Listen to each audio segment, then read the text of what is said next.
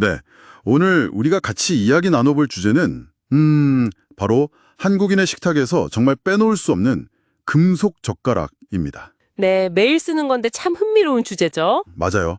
왜 한국은 유독 나무나 대나무 이런 거 말고 이 번쩍이는 금속 젓가락을 주로 쓸까? 이걸 한번 파헤쳐 보려고 합니다. 네, 저도 자료 보면서 생각보다 더 깊은 이야기가 많더라고요. 자, 그럼 한번 들어가 볼까요? 이번 탐구는 이 한국 금속 젓가락이 어디서 시작됐는지 그 역사적인 뿌리부터 시작해서요. 네, 문화적인 배경이나 또 아주 현실적인 이유들까지 그렇죠. 그런 맥락들을 좀 제대로 짚어보는 게 목표입니다. 좋습니다. 생각보다 이 금속 젓가락의 역사가 꽤 깊더라고요. 백제 무령왕릉에서도 청동 수저가 나왔다고 하죠. 네, 그게 아주 중요한 출발점인데요. 특히 왕실에서는 또 은수저를 썼잖아요. 아, 맞아요. 은수저. 그게 단순히 그냥 비싸서 멋으로 쓴 건 아니라고요. 그렇죠. 물론 권위의 상징이기도 했지만 더 중요한 건 당시 독극물, 특히 비소 같은 것에 닿으면 은 색깔이 변했거든요. 아, 정말요? 네, 그래서 음식에 독이 들었는지 확인하려는 안전장치, 그런 목적이 컸어요. 와, 진짜 실용적인 이유였네요. 네, 그러면서 자연스럽게 왕족의 신분을 보여주는 상징도 됐고요. 이런 왕실의 금속 선호가 이제 고급 문화처럼 여겨지면서 점점 퍼져나갔군요, 상류층으로. 네, 그렇죠. 상류층으로 퍼지고 나중에는 일반 백성들도 노세다치, 좀 더 구하기 쉬운 금속으로라도 이걸 따라하려는 경향이 생겼던 거죠. 아, 그러니까 그 금속 자체에 대한 어떤 동경 같은 게 밑바탕에 깔려 있었군요. 네, 그렇게 볼 수 있습니다. 근데 또 한국 식문화 하면 수저 세트를 빼놓을 수가 없잖아요. 숟가락이랑 젓가락 꼭 같이 쓰는 거예요. 맞아요. 아주 중요한 특징이죠. 그리고 바로 그 수저 문화가 이 금속 젓가락하고 또 재밌게 연결이 돼요. 오, 어떻게 연결되죠? 한국에서는 주로 밥이나 국같이 양이 많은 음식은 숟가락으로 먹잖아요. 네, 그렇죠. 그러니까 젓가락이 굳이 밥알 하나하나를 막 잘 집어야 할 필요성이 상대적으로 적었던 거예요. 아, 숟가락이 주 역할을 하니까. 그렇죠. 일본처럼 젓가락만으로 식사하는 문화하고는 좀 다른 상황이었던 거죠. 나무처럼 마찰력에 꼭 클 필요가 없었던 거예요. 와, 그러네요.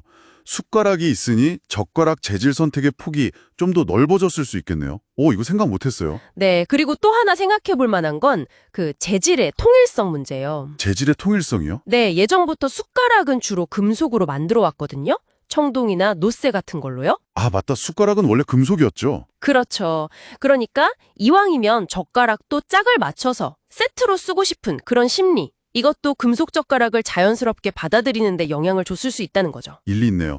자, 그럼 지금 우리가 흔히 쓰는 이 스테인리스 젓가락, 이건 언제부터 이렇게 대중화된 건가요? 이것도 꽤 오래됐나요? 아니요, 그건 비교적 최근이에요. 한 1960년대, 70년대? 그 이후의 일로 봐야 합니다. 생각보다 얼마 안 됐네요. 그전에는 그럼 뭘 썼어요? 그전에는 노쇠 젓가락도 많이 썼죠. 육이라고 하는. 근데 이게 좀 단점이 있었어요. 예전에 난방연료로 연탄 많이 썼잖아요? 네네, 연탄가스. 그 연탄가스의 노쇠가 쉽게 변색됐거든요. 시커멓게요. 그래서 관리가 좀 까다로웠죠. 아, 연탄가스 때문에 색이 변했다고요? 그랬겠네요. 네, 그런데 이제 스테인리스 스틸이 딱 등장하면서 상황이 확 바뀐 거죠. 어떤 점에서요? 우선 이게 정말 위생적이에요. 표면에 미세한 구멍이 거의 없어서 김치나 찌개처럼 색이나 냄새 강한 음식이 잘 배질 않아요. 오, 맞아요. 씻기도 편하고. 그렇죠. 끓는 물에 삶거나 소독하기도 쉽고 여러 반찬 같이 놓고 먹는 우리 문화에서는 교차 오염 걱정도 덜 수 있고요. 아, 위생 중요하죠? 그리고 또 엄청 튼튼하잖아요. 거의 반영구적으로 쓸 수 있으니까 경제적이기도 하고요. 하긴, 나무 젓가락은 좀 쓰다 보면 휘거나 끝이 닳기도 하는데. 네. 그리고 결정적으로 60년대 이후에 우리나라 철강 산업이 막 발전하면서 이걸 대량 생산할 수 있게 됐어요. 아, 산업 발전이랑 맞물렸군요. 네, 그러면서 가격 경쟁력까지 갖추게 된 거죠. 위생, 내구성, 가격. 이 삼박자가 딱 맞아떨어지면서 빠르게 대중화된 겁니다. 그 납작한 모양도 혹시 대량 생산이랑 관련이 있을까요? 네, 그런 이야기도 있어요. 금속판을 이렇게 찍어서 만들 때 좀 더 효율적이지 않았겠냐는 거죠.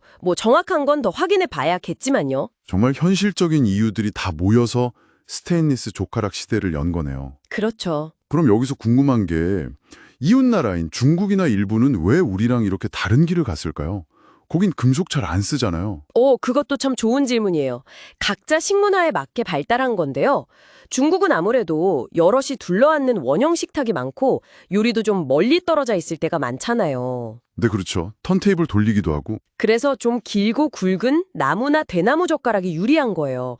멀리 있는 음식 집거나 좀 기름진 음식 다루기에도 좋고요. 아하, 길이의 이유가 있었군요. 반면에 일본은요, 짧고 끝이 뾰족한 나무나 오칠한 젓가락이 많죠. 네, 맞아요. 좀 더 섬세한 느낌. 그렇죠. 일본은 보통 각자 개인 그릇을 들고 먹고 특히 생선을 많이 먹으니까 그 가시를 발라내기에 그런 형태가 더 적합했던 거죠. 와, 듣고 보니 정말 각 나라의 식문화, 먹는 방식, 심지어 상차림까지 젓가락 모양에 다 영향을 줬네요. 네, 맞습니다. 결국 한국의 이 스테인리스 젓가락은 정리해보자면 왕실 전통에서 시작된 어떤 금속 선호 문화가 있었고 네, 안전과 신분의 상징, 거기에 숟가락을 함께 쓰는 독특한 수저 문화가 결합되고 젓가락 역할의 변화. 그리고 위생과 내구성을 중시하게 만든 한식의 특성과 식사 문화, 마지막으로 현대 산업 기술의 발달, 이 모든 요소들이 복합적으로 작용한 아주 독자적인 결과물이라고 할 수 있어요. 와, 정말 우리가 매일 쓰는 이 평범한 젓가락 한 벌에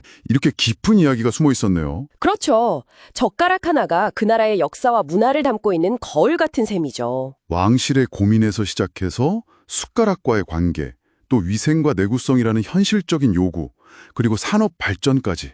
이 모든 게 어우러져서 지금의 한국 젓가락이 된 거군요. 정말 흥미롭습니다. 네. 그래서 여기서 한 걸음 더 나아가서 이런 생각도 해볼 수 있을 것 같아요. 어떤 생각일까요? 어쩌면 이 금속 젓가락이라는 아주 일상적인 도구가 단순히 편리함을 넘어서서요. 뭐랄까 실용성이나 효율성을 중시하고 또 청결에 굉장히 높은 가치를 두면서도 전통과 현대를 조화시키려는 어떤 한국 문화의 넓은 특징 같은 것들을 반영하고 있는 건 아닐까 하는 거죠. 오, 젓가락에서 한국 문화의 특징까지 읽어낼 수 있다. 상당히 재밌는 관점이에요. 네, 그래서 여러분도 식사하실 때 한 번쯤 젓가락을 보면서 이런 생각들을 쭉 이어가 보시면 또 다른 재미를 느끼실 수 있지 않을까 싶습니다.